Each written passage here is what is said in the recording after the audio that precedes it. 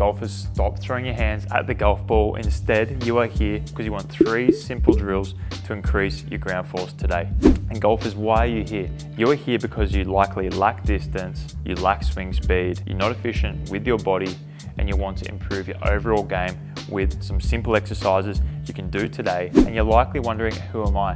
I'm Billy Troy. I'm a golf fitness trainer and a golf physiotherapist out of Australia.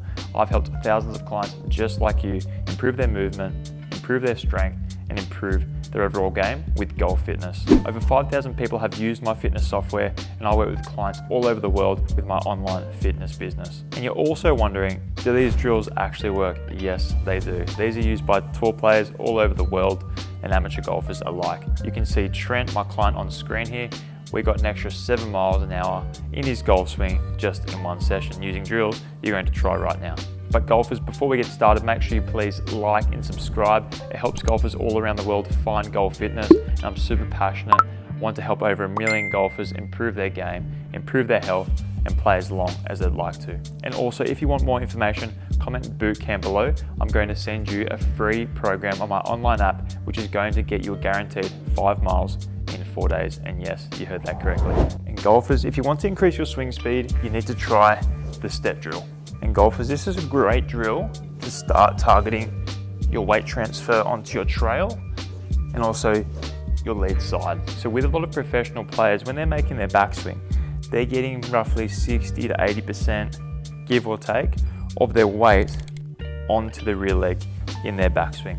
And what this enables them to do is to load up into the quadriceps, the glutes, and also the thoracic spine to shift their weight so they can then use this elastic energy in their downswing. But golfers, it's also really important, once we've made that big shift into our trail side, we need to get back to the lead side effectively. And what we know from tour data is that most elite players get 90% of their weight onto their lead side before the downswing even starts. And I'm sure you're thinking that must be really hard to do. And yes, it does take some practice and it takes some sequencing, and also it takes a lot of drilling. But this simple drill is a great way to obviously target that. So like I mentioned, we're getting our weight onto our trail side.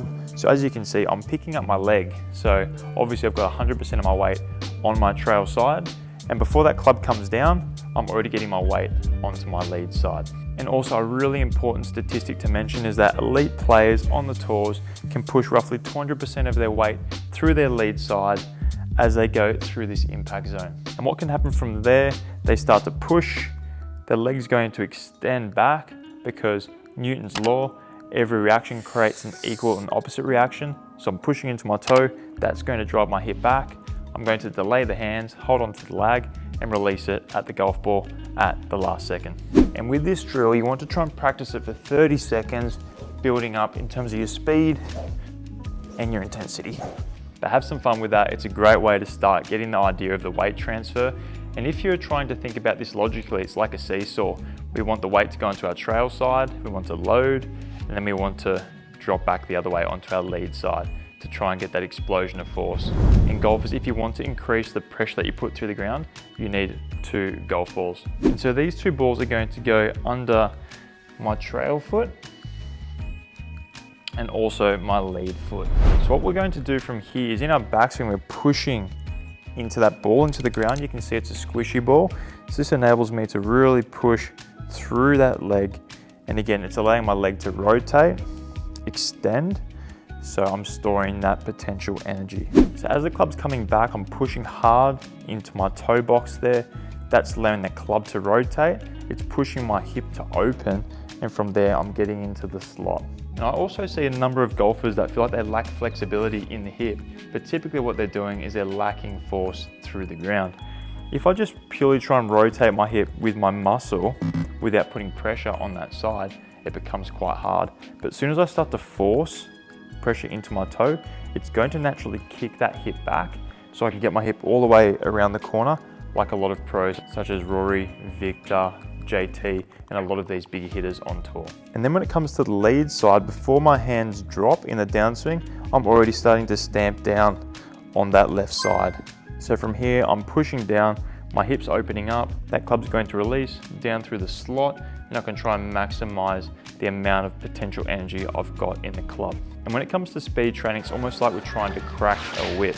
So from here, we're loading up, we're storing our energy, and then from there, we're trying to release it, but we're trying to delay that release. Obviously, if I'm releasing all of my energy from here, I can't use much of my lower body. Whereas if I'm rotating, I'm pushing, I'm extending, I've then got all this energy stored in the handle so I can crack the whip at impact, which is where you see a lot of these long drivers have massive amounts of speed. And when you're practicing this at home, you can use obviously foam balls like this, you can use sponges underneath your feet, you can use towels.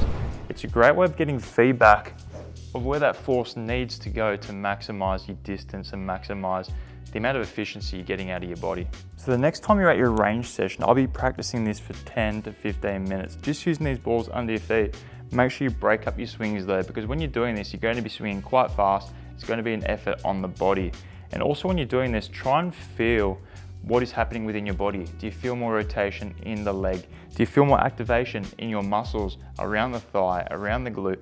From here, it's really good to start building some feels into your golf swing so you can start to save it. So there you go, there's exercise number 2 on how to improve your ground force today. And golfers, if you want to increase the ground force and your rotation, you need to try the 90-degree jump. So in the 90-degree jump, what we're trying to do is make a full backswing. We're going to load all of our weight, or pretty close to, into our trail side.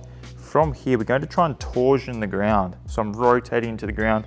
I'm using the muscles. I'm using all the fascia to try and get me back onto my lead side. So from here, I'm rotating. Again, I'm loading and I'm exploding back into the front leg, and I'm turning the corner.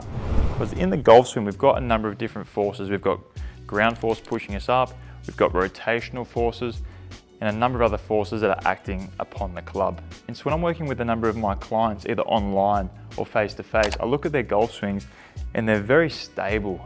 And sure, stability is good for consistency, but even the best players in the world, they're shifting some of their weight into the backswing, roughly 1 inch of sway, and then they're getting 3 to 6 inches of their weight towards the lead side. So this is a great way of creating momentum. And back to our seesaw analogy, we want to rotate, we're putting our weight into our trail side, we're then going to dump it back onto the lead side, and we're going to explode through the ball. And so with the 90-degree jumps, we're going to try and again, push as fast as we can off the ground, but I also want you to try and jump as high as you can. It's also really important to do this both directions, because in the golf swing, we have pivoting forces in both legs, obviously. And in this exercise, we're doing it 5 times each direction to make sure we're keeping things even. Also, make sure you take 90 seconds of rest between each set, because this is meant to be explosive. It's meant to be high impact, high speed, to make sure you're getting as much speed as possible. But also, if you think the 90-degree jump is too easy, you can try and increase it. So obviously, the more we can turn, obviously the more energy that we can potentially create in our swing. But if you're new to this, make sure that you take it slow. Start from the beginning and then build your way up. I don't want to hear anyone in the comment section saying, hey mate, I've hurt my Achilles, I've hurt my ankle, I've hurt my knee. Start small and then build up from there. But there you go, there are 3 easy exercises you can do right away to add swing speed to your golf game now.